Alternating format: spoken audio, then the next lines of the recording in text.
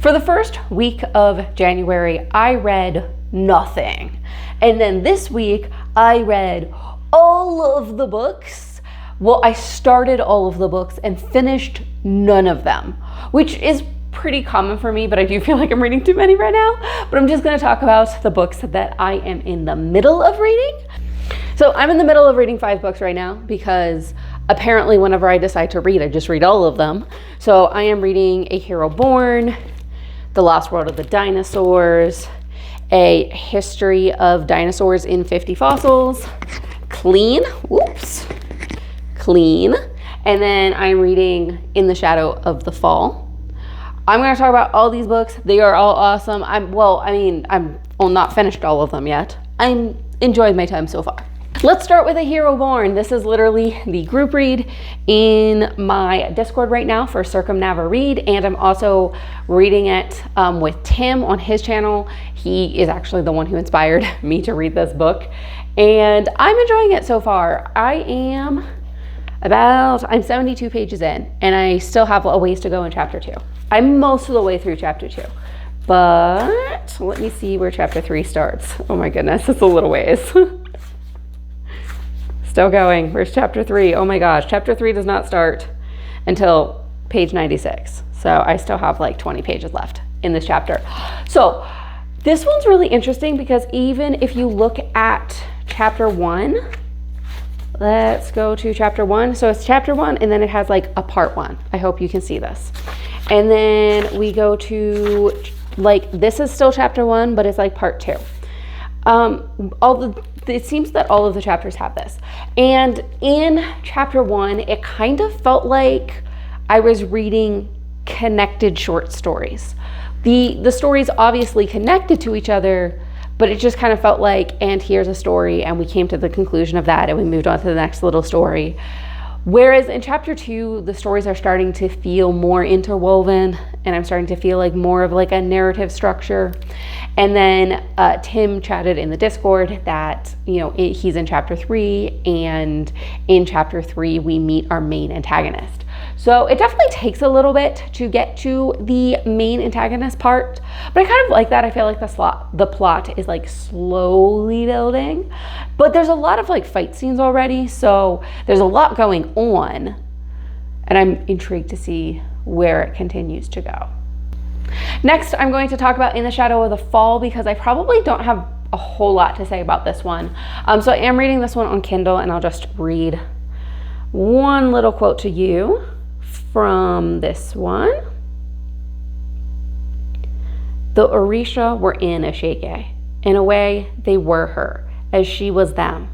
She felt each and every one of their emotions, could channel their powers. They were interwoven in every way that mattered. So I don't really know how to talk about this book. This is like a sequel duology novella series, and this is the follow-up to, oh no, this is not called In the Shadow of the Fall. This is called At the Fount of Creation. The first book is called In the Shadow of the Fall. I read it, I loved it. I'm reading At the Fount of Creation now. At the Fount of Creation is great. So there was like an introduction, a prologue, and chapter 1 that I've gotten through so far. And oh my gosh, like I was so absorbed in the story so fast. And chapter 1 was so tense. One of the things about this book, and you learned this in book 1, I don't really think this is a spoiler. We follow 2 characters. One of them is our main character and one of them is our antagonist. And our antagonist is a shapeshifter who can literally show up in like any place. Whenever you are meeting new people, or even if you meet characters that you've already met previously, you don't know if this is the shapeshifter or not. Like when we're in our protagonist perspective and like we're rooting for her to make it through all of this. So she met someone and I was like, what's gonna happen? Is this a good person or not? And then even the Orisha around her were also like, oh, we don't know if we trust this person. I'm loving it. I'm so absorbed so fast. And now we're gonna talk about dinosaurs. So I got into dinosaurs this past year. This is a very new thing for me and I'm obsessed. So I am currently reading The Lost World of the Dinosaurs. This is following, it's kind of going through a history of dinosaur discovery, or like a history of dinosaurs, like in order of the dinosaurs. but it's talking about very new discoveries and things that we know recently about dinosaurs. And this author is mostly talking about things that were discovered in the past 10 to 15 years, and it's so fascinating. It's so fascinating. I'm reading through it very slowly though. I am reading this out loud with my partner, and I expect this is going to take us weeks. We are only on page 74, and part of the reason for that is because we're reading it aloud together, which means we can only read it whenever we both have time. Also, there's about 10 unpronounceable words per page. It's a challenge. The other thing that's making us take longer is it will literally mention something and then we want to go look it up. And basically we're going on rabbit holes. We're like, oh, this mentioned a new dating method that we've not heard of before. Let's look up that dating method and then look up like what are accurate dinosaur dating methods, what is commonly used, all of those things. He also talked about like unidirectional versus bidirectional lungs, and he did not have a diagram in here for unidirectional lungs. And I was like, well, now I need to look this up. So I looked up unidirectional lungs so I knew what he was talking about. So, and you don't need to. He explains enough for you to like continue on. I just wanted to know more. And that's a lot of the reason why this is taking a long time to read. I also think it makes a lot of sense. I'm someone who has a interest in dragons. I love dragon stories. To jump to dinosaurs, because dinosaurs are basically dragons. Also, this is relevant, I promise. This is the Wawel dragon. I don't know if I'm saying that correctly, from Polish folklore. My partner actually went to Poland and saw they have this like big statue of it, and it breathes fire, and he knew I like dragons, so he brought me home a little statue of the Wawel dragon. I think it's so cute. Here's the really cool thing. So every human culture has stories of dragons, and there's a lot of hypotheses as to why all human cultures have stories of dragons. But one of them is that ancient humans found dinosaur bones and then made up stories about these gigantic creatures. And the dragon stories are actually stories that were derived from the dinosaur bones that they found. Here's the thing. This book talks about the Wawel dragon. It talks about it though because there was a recent dinosaur discovery. There was a very well-preserved fossil of a dinosaur found in Poland, and then the scientists named it after the dragon in Polish folklore, which is so cool because it's possible that the dinosaur bones from this dinosaur inspired the folklore, this dragon story, and then the dinosaur gets named after the dragon. Okay, that's enough. All right, while we're on dinosaurs, we're going to keep topic relevance. I am also reading A History of Dinosaurs and 50 Fossils.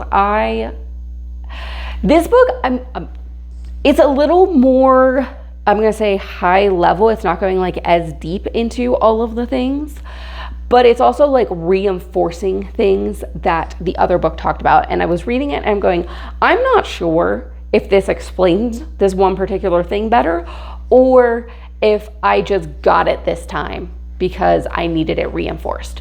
But it's really cool to read them at the same time, because then it's like I'm learning new things.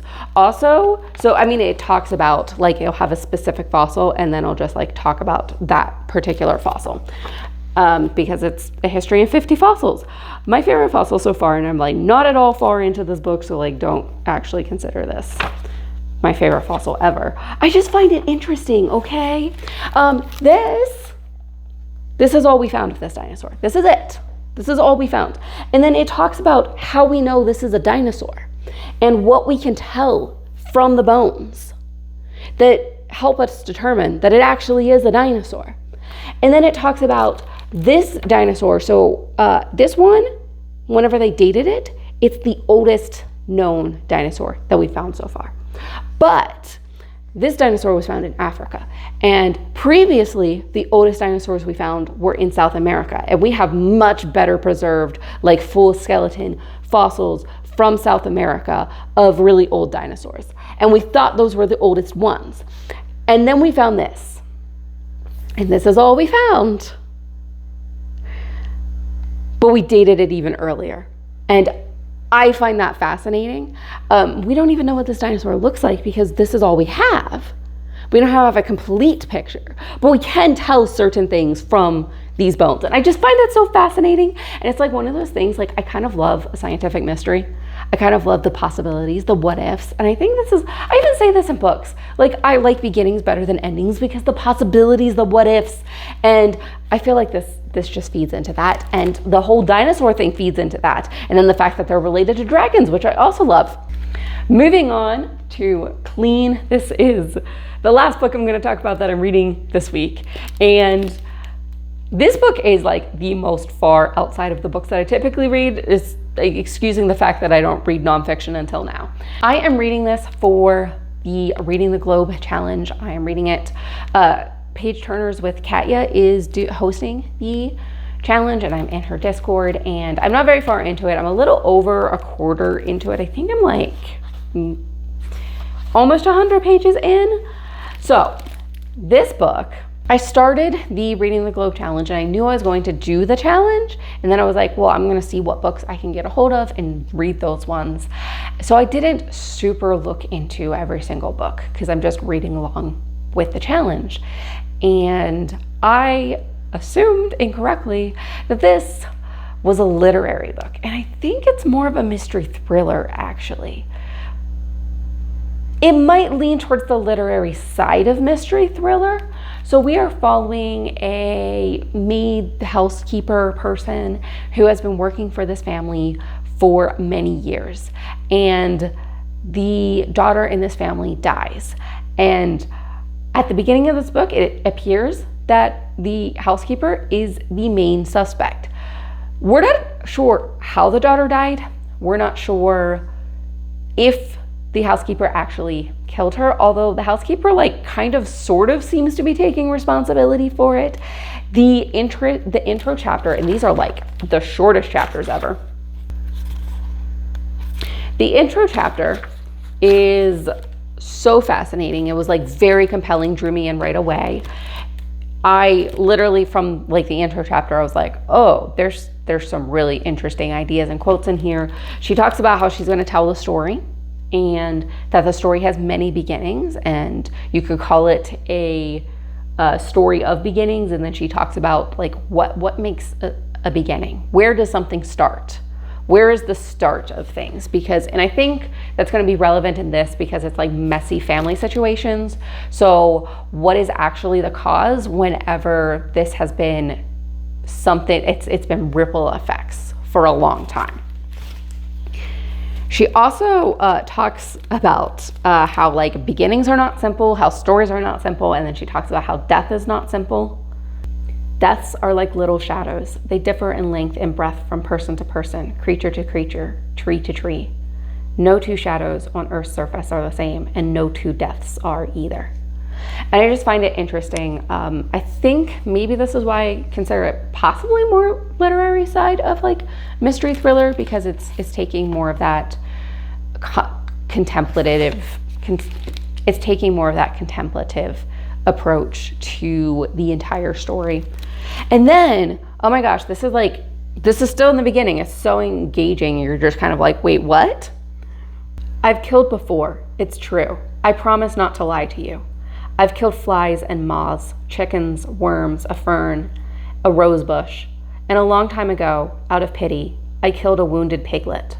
On that occasion, I did feel sad, but I killed it because it was dying. It was dying a slow and painful death, so I got there first. But those deaths don't interest you. They're not what you want to hear. And it's so interesting to think of like, yeah, those are deaths, you know?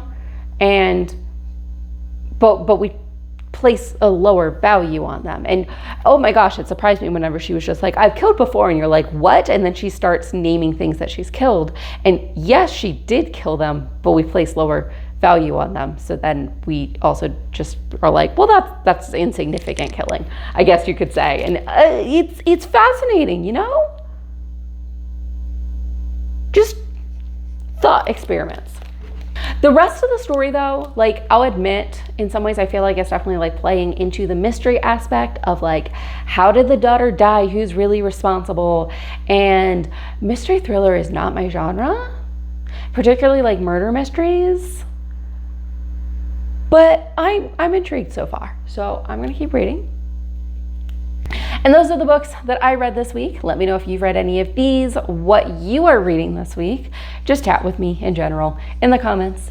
I was going to film a little channel update at the end, and I got so absorbed talking about the books that I'm reading that I kind of forgot.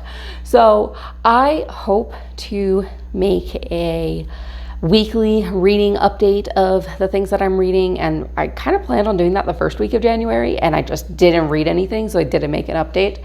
And then I read a lot this week, so I talked about all of the books that I read. I want to continue to do this, but I am trying to make these videos a little bit lower effort than my other videos, and I want to at least try to do once a week a like higher effort video like I would normally do. And then I just want to have these like casual update videos. And like honestly, if these casual update videos end up taking me too much time, I might have to cut back even more. Just I want to be able to make content, but I don't have time to continuously make things for YouTube. So I'm just trying to find a better balance, I guess you could say. So if this goes well, excellent. I'm going to keep making them. I like talking about things I'm reading. And if it doesn't, I might be cutting back to like one video a week, and I'm not sure what that video would look like yet. And I hope to see you in another video. Happy reading.